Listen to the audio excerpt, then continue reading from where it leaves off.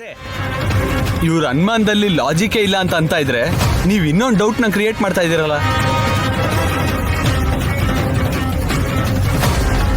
ಆ ವಿಭೂತಿ ಗಾಯತ್ರಿ ಮೇಲೆ ಬಿದ್ರೆ ಗಾಯತ್ರಿ ದೇವಿ ಆತ್ಮ ಮಗು ಒಳಗಿದೆ ಅಂತ ಎಲ್ಲರಿಗೂ ಗೊತ್ತಿರೋದ್ರಿಂದ ಬೇರೆಯವ್ರ ಮೈ ಮೇಲೆ ಏನಾದ್ರು ಬಿದ್ರೆ ಅವರಲ್ಲಿ ಆತ್ಮ ಅಡ್ಕೊಂಡಿದೆ ಅಂತ ಅರ್ಥ ಮಾಡ್ಕೊಳ್ಳೋದಷ್ಟೇ ಅಲ್ಲ, ದೆವ್ವ ಹಿಡ್ದಿರೋದ್ರಿಂದ ಅದನ್ನ ಬಿಡಿಸೋ ಪ್ರಯತ್ನನೂ ಮಾಡಬೇಕು.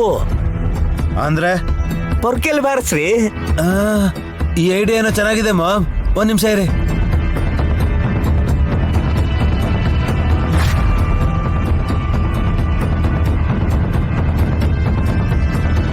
ಸಾಯಿಸ್ತೀರಾ ಏನು?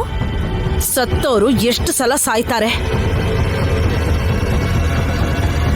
ಲೋ ಬುಕ್ಕುಂದ, ನೀನು ಮೂಗಿನ ಜೊತೆ ಬಾಯಿನೂ ಕೂಡ ಮುಚ್ಕೋ.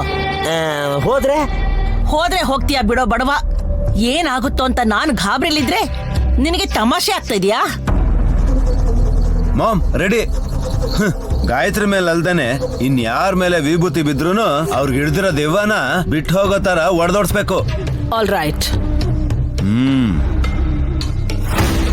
ಸ್ವಾಮಿ, ನೀವು ಉಫ್ ಅಂದ್ಬಿಡಿ, ಮಂತ್ರನ ಜಪಿಸೋದಿಕ್ ಬಿಡಿ.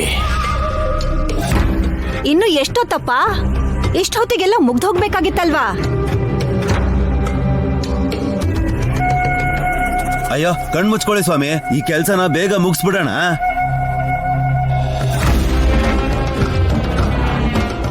ಓಂ ಭ್ರೀಂ ಕ್ರೀಂ ಹೈಂ ಓಂ ಓಂ ಕ್ರೀಂ ಭ್ರೀಂ ಓಂ ಸ್ವಾಹ